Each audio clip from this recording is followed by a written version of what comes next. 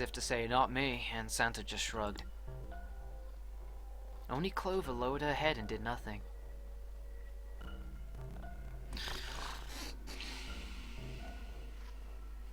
Right. Huh? Wait a minute. That was when he noticed. Where's Snake? Junpei swept his eyes across the room a second time, but Snake was nowhere to be seen. Does that mean that he found them? I have no idea. There's nothing to suggest it, but nothing to suggest he didn't either. Well, I don't suppose we'll know until we can ask him in person. Well, whatever. Whatever he did or didn't do, he's pretty damn late. Hell is he up to? Maybe he's lost. Yeah, well, that seems likely. Dude can't see. I don't know how he gets around in the first place. Clover raised her head. No! That's impossible! Suddenly she was shouting. Yeah, my brother's blind, but he's got really great hair and stuff, and he can get around as well as anyone else. So he couldn't get lost. That's impossible. Clover had started to shake, and the knuckles of her hands had gone white. This girl is really wrapped around a bit tight, isn't she? She spun around, but before she did, Junpei noticed tears welling up in her eyes. I'm gonna go look for him. The words were barely out of her mouth when she began to run. Hey! Hold on, Clover, wait! Junpei cried out to her, but he was too slow. She kept going, and before anyone else could react, she was gone. Damn it! What should we do now? Well, the red is working now. No, we're not leaving two people behind. We should go look for him. Oh man, this ain't good. Oh yes, well, an excellent idea. We just wasted a bunch of time looking for some piece of electronic junk. Let's waste more time by looking for a couple of idiots. Then remain here if you feel you must, but there's no time. We've only 5 hours left. Junpei and the others nodded to one another and took off at a run.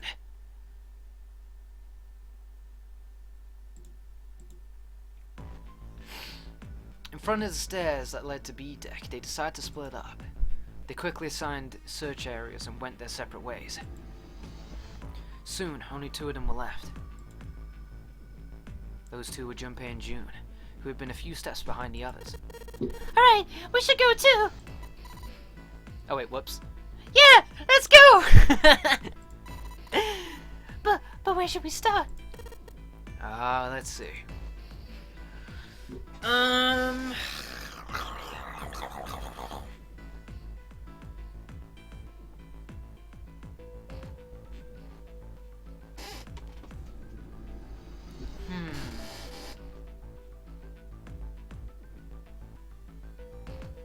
Okay, let's think. Was there anything in the casino that we didn't grab? No. In the first class cabin, however, there was that one box that needed a certain numerical code to open. So this would be possibly something to look into.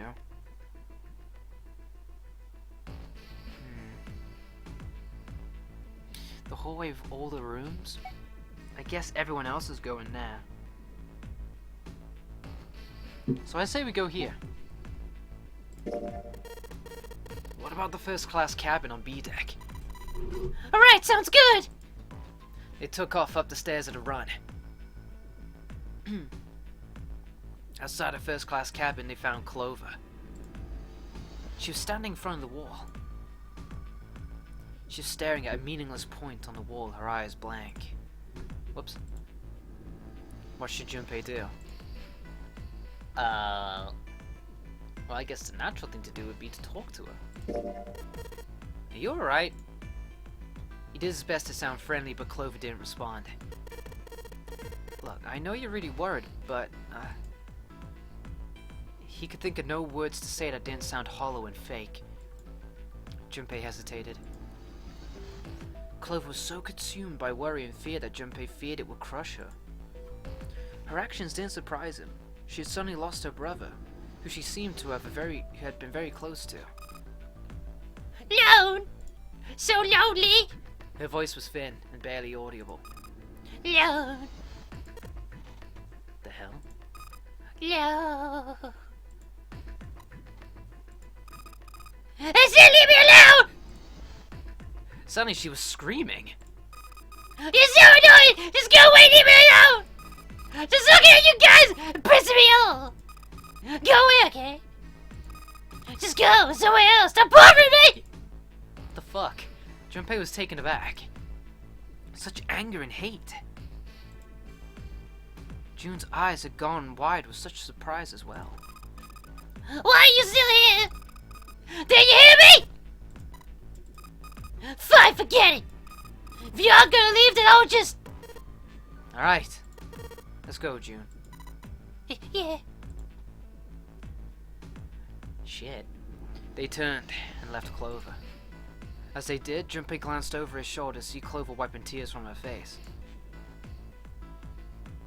Clover had driven home the misery of their situation, but Junpei told himself that getting depressed would get him nowhere but depressed. For Clover's sake, they had to find Snake, and fast. He did his best to push away the misery and depression and forced a smile. So where do you think we should go next? Let's try the casino then, I guess. How about a casino? Yeah, let's go take a look. They turned and headed off down the hallway to their right at a jog.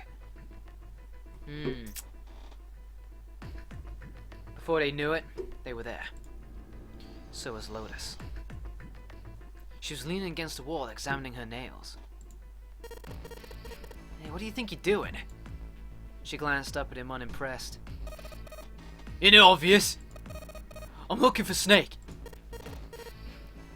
I'm just not seeing it. Really? Maybe you need to look harder then. Junpei didn't think that was the problem. Oh, by the way, I've got a proposal for you two. Care to hear it? Okay. What is it? Well, I don't like to be around the bush and all that, so I'll get straight to it. Why don't we team up? Team up? Yeah!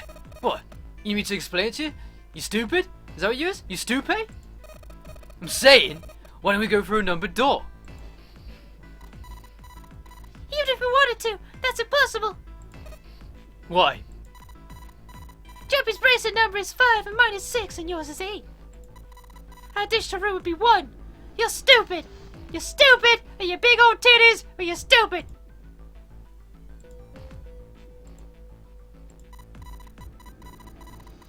There's no number 1 door in the large hospital room. The only doors there are 3, 7, and 8. Then we had another person. Huh? Who? What? Isn't that easy? 7. She was right. They added 7. Then the 4th of them would be able to go through the number 8 door. But... Whoa, hold on a sec. What about the other 4? And why don't you add them up? That was simple enough. The digital route for those 4 would be 1. That's right. And you know the number 1 door isn't in the big hospital room, right? Well, of course I know that! God! No! Are you saying you'd leave them behind? Of course not! What kind of woman do you think I am? Once we get off this shit, we could come back and rescue them, couldn't we? And we wouldn't really be leaving them behind. Don't try to lie to us. I don't think you'd do anything of the sort. Really? Why do you think that? Huh? You wanna go? You wanna go? You remember, don't you? less than 5 hours left. Even if we manage to escape, there's no way we could get back to rescue them in less than 5 hours. Well, you never know until you try. No. You're not thinking this through. Even if we brought 7 with us, we wouldn't be able to get off the ship. The 4 of us couldn't open door 9. It is hidden, but an exit can be found. Seek a way out. Seek a door that carries a 9. Yeah, that's right. The additional route for us 4 would be 8, so we'd have to add Ace to make it 9. Right. Unless we bring Ace too, we'll be stuck. Lotus scratched the back of her ear. Ugh. That's unfortunate. She didn't sound particularly bothered by what Junpei said. Nor did she seem particularly surprised. Let's try and find another way, okay? We're to get out of here with all 8 of us.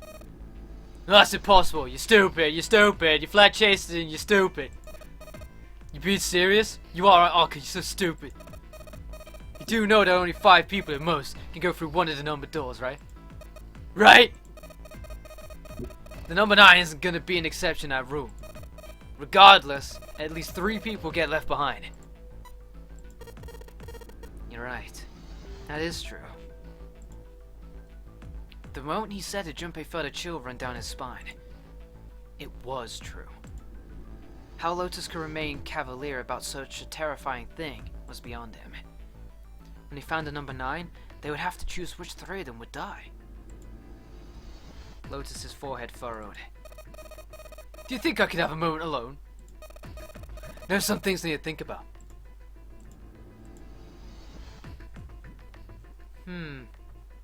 Junpei and June turned and began walking away from Lotus. Talking to her had left them feeling ill. Junpei's heart felt heavy and his steps sluggish. But he told himself pessimism would get them nowhere. So he forced himself to smile and turned to June. Let's focus on finding Snake for now, okay? Yeah, you're right. We can think about those other things later. Junpei nodded. Alright, where should we go next? I'm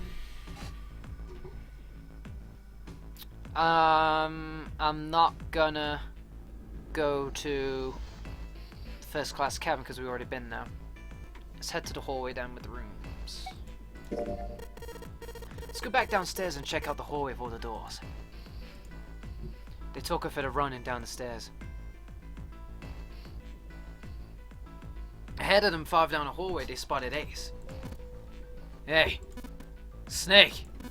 Snake, where are you? Answer me if you're there. Junpei paused. What did he want to do?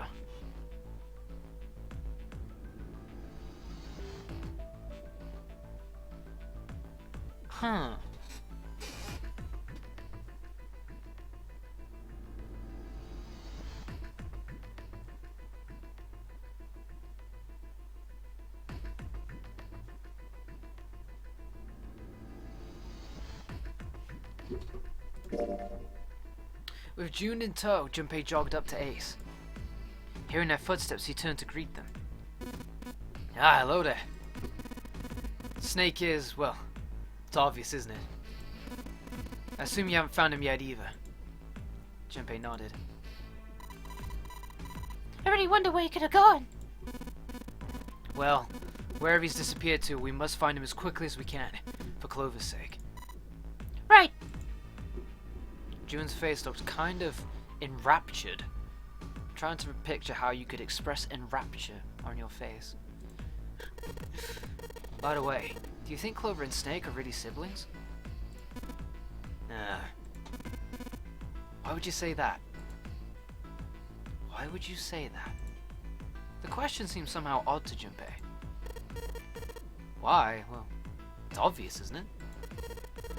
They don't look alike at all. Ace looked at him for a moment, and then spoke. Yes, you know, now that you mention it, they don't. Now that you mention it... Still, there are a great many siblings who do not look like one another. It certainly isn't rare.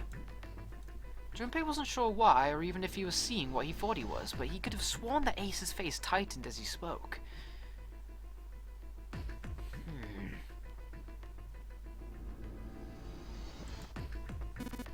At any rate, we must find Snake as soon as possible.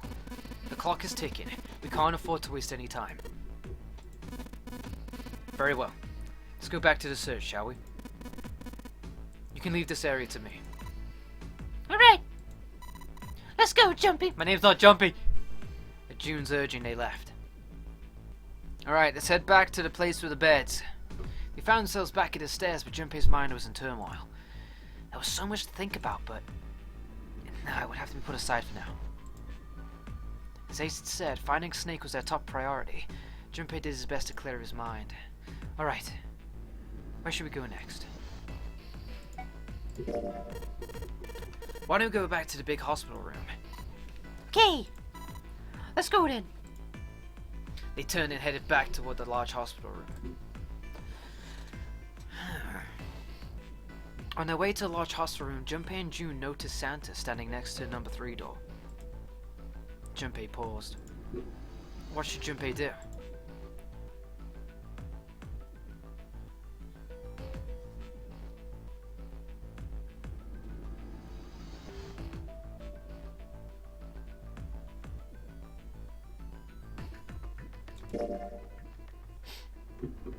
Junpei and June walked up to Santa. What are you doing? What, you can't tell? I'm checking out the red. Why, is there something bothering you? What, it's not bothering you? Huh? This! The guts of the red. Why wouldn't you wonder who the hell put it back in here?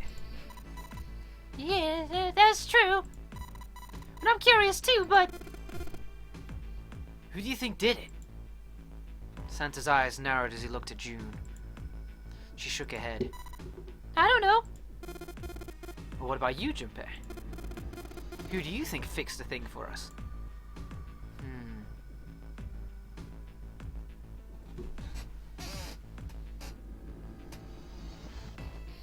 Oh.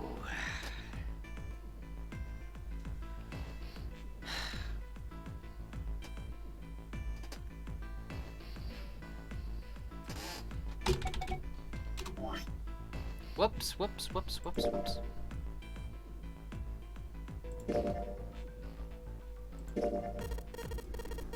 Maybe there's someone else on this ship with us. You mean someone hiding here? Yeah. Well, I mean, it's just an idea. You're saying this mystery person fixed the reds? Yep.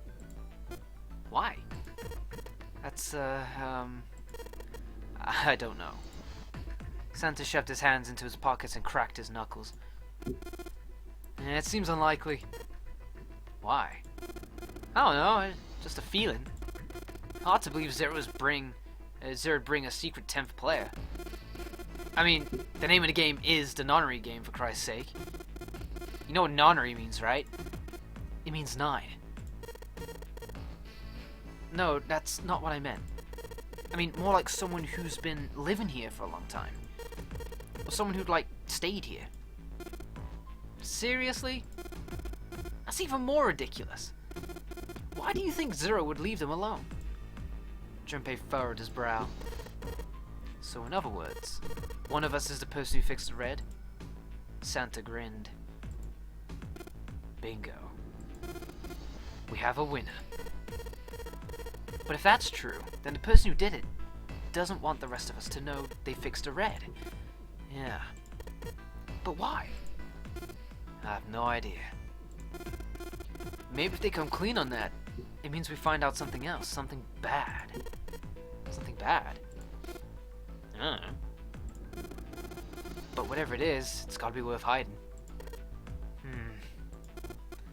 Of course, it could have something to do with Snake's disappearance.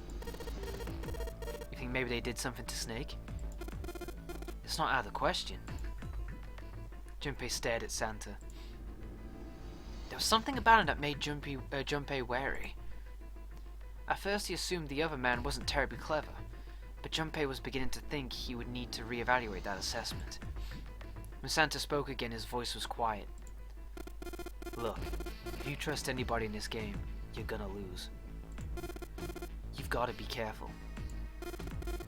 The person you trust the most could turn out to be the person who stabs you in the back. With that depressing suggestion, he turned and quietly walked away. Junpei and June looked at one another and smiled awkwardly.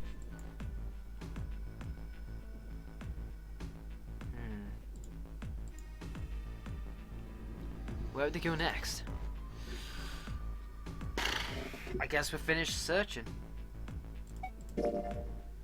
They looked everywhere they could think of, but Snake was nowhere to be found.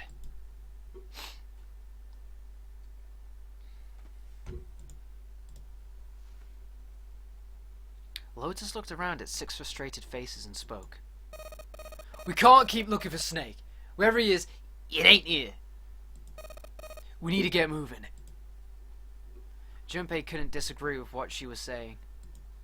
Snake seemed to have completely disappeared. There was no point of wasting any more time.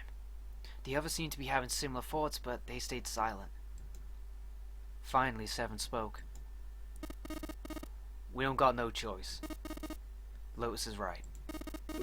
We're not gonna find Snake. That is a problem, though. We've got to figure out who's gonna go through which door. Yeah. I have a proposal. She walked back and forth across the floor, her heels clicking against the wood. Finally, she stopped. Right then, why don't we decide on one person to sacrifice? Sacrifice? Well, perhaps that's a bit of a harsh word, but yeah. You all figured out by now, haven't you? Come on. We can't all make it through those doors. If we split into 2 teams of 4 and 3 people respectively, then 3 people will be left behind. If we split into 2 teams of 5 and 2 people respectively, then 2 people will be left behind. But if we split into 2 groups of 3 and leave 1 person out, then only 1 person will be left behind. Leaving behind 3 people with 2 teams of 4 and 3?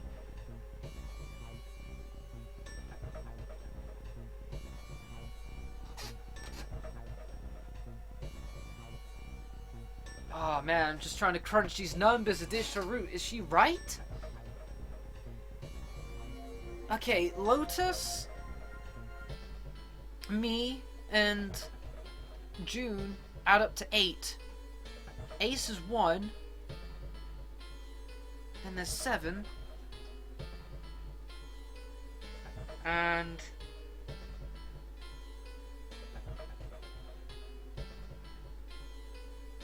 no, wait, 1, 7, and then what number was Santa? 3? I think it was 3, wasn't he? That okay.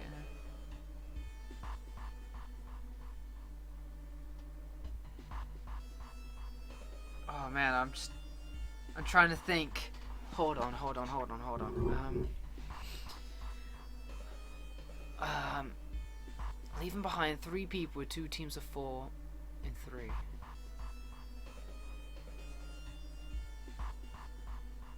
I'm not sure, so I'm just gonna go with that. Junpei wasn't quite sure that was true. Wait a minute. 2 people get left behind if we split into 5 and 2. And 1 person is left behind if we split into 3, 3 and 1. I got that part. You can't go through the numbered doors of any less than 3 people. But if we split into 4 and 3, then why do 3 people have to be left behind? Just run the numbers, dickhead. Let's say we go through door 7 with 1, 4, 5 and 6. Who's left over? That would be 3, 7 and 8. And what's the digital root of that? 9. Exactly. But door 9 isn't here, right? That means 3, 7 and 8 won't be going anywhere. That was just an example, of course. There are a lot of different combinations, but the result will always be the same. It doesn't matter which 4 it is, the 3 that are left over can't go through any of the doors. Go ahead and calculate if you have the time. You'll see. Anyway, that's how it is. Now, if we can get back to my proposal. We only have to sacrifice one person if we split into 3, 3, and 1. When Seven spoke, his voice was strained. Then, you're saying we gotta decide who's gonna stay behind? Yeah, we do. Given our circumstances, it's logical and morally the best solution. If the other 6 are to survive, then one person has to sacrifice themselves. No, that's too cruel. No. It should be nice and made of rainbows and stuff, you big titty bitch. And what's so cruel about it, kid? To just sacrifice someone like that. No. And what's your plan? Maybe we should sacrifice 2 people instead of just 1. That's not what I meant, motherfucker, and you know it. We shouldn't sacrifice anyone. I told you that's impossible. Wake up! Whoa, calm down, you two. Santa stepped between Lotus and June. Look, what Lotus is trying to say is that you should aim to bring the greatest amount of happiness to the greatest amount of people, right? Exactly. That's how democracy works. For that reason, I think the only fair way to decide who'll be sacrificed is through a vote. What do you think? No! Sunshine and rainbows! Sunshine and fucking rainbows! I'm not asking you! Shut up! What about you, Santa? Me? Well, I agree, I guess. Alright then. That's 1 vote for. Counting mine, that's 2. 7. I can't say I agree with you, but we don't exactly have a choice. If we don't do something, we're all gonna die. Well, I'm glad to see you get it. If I can get 1 more vote, then it's decided. What about you, Clover? Clover had moved away from the group and was sitting on one of the beds. Her whole body drooped. Junpei didn't know if she'd even heard Lotus's proposal. Lotus walked over to Clover and gently laid a hand on her shoulder. Your brother has to be behind one of the numbered doors. We searched everywhere, but we didn't find him. Doesn't that mean he has to have gone through one of them somehow? Clover slowly lifted her face. Let's go look for him together, right? If we sacrifice 1 person, then we can go and look for him. You agree with me, right? Clover nodded once.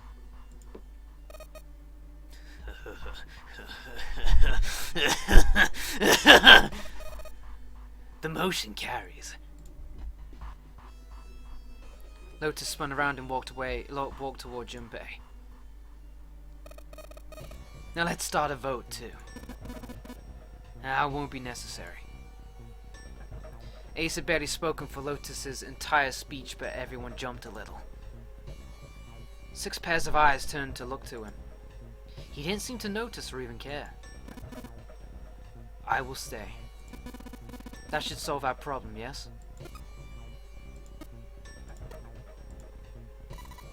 Hey, Snow! Sunshine and rainbows, motherfucker! Yeah, no!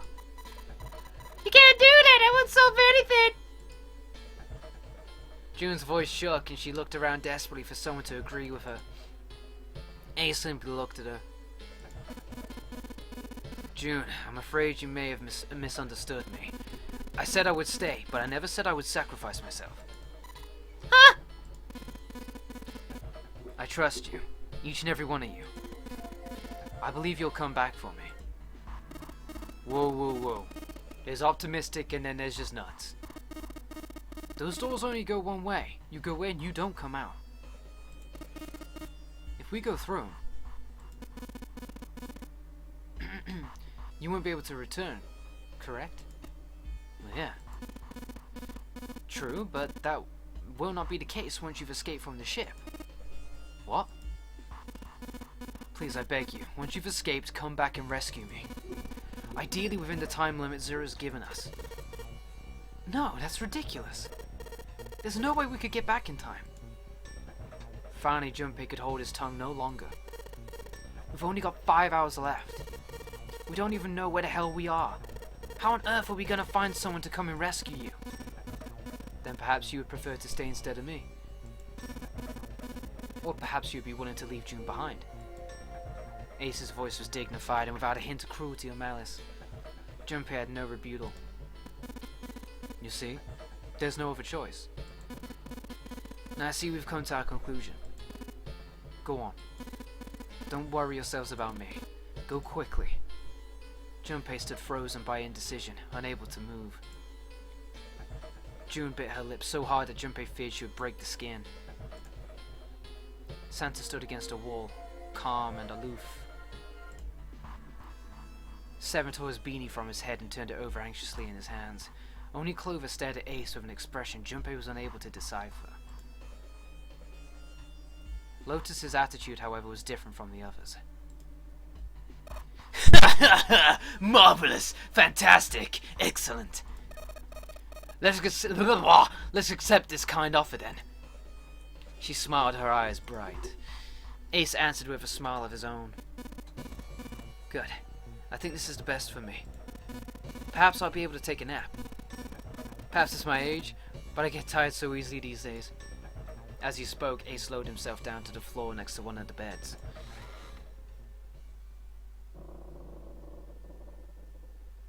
From somewhere deep in his ship, Junpei suddenly heard the screeching of metal on metal. It was almost as if the ship was screaming. Would it really hold out until the time was up? Already, D-deck was flooded. In the sudden silence, the only sound was the sad metal wail of the ship. Unsurprisingly, it was Lotus who spoke first. Well, what are you waiting for? We're wasting time. Why don't we hurry it up? As if a spell had been broken, the others all began to talk at once. You're right. We should get going. That's all we can do for now. Seven, motherfucker! Sunshine! Rainbow! Seriously. Honestly, I was getting kind of sick of listening to you guys talk. You too, Santa, motherfucker! Yeah, you found my brother! Alone. Well, wait, what are you? Let's just calm down and think about this. There has to be a way to get everyone out. There has to be. Right, Jumpy? Say something! Yeah, let's think. There's gotta be another way. His words sounded hollow and fake. Fine! Forget about it! I'll figure it out on my own. She spun around and ran toward Ace. He had slumped down next to the bed when June grabbed his arm and pulled. Come on, Ace! Please stand up. You can't give up yet. We just have to sit down together and think about this. We'll figure out what we can do to get out of here and stuff. Then it happened. Uh-oh. Ace? Ace fell forward. He slumped over onto the wooden floor, his body folded in half like a boxer out.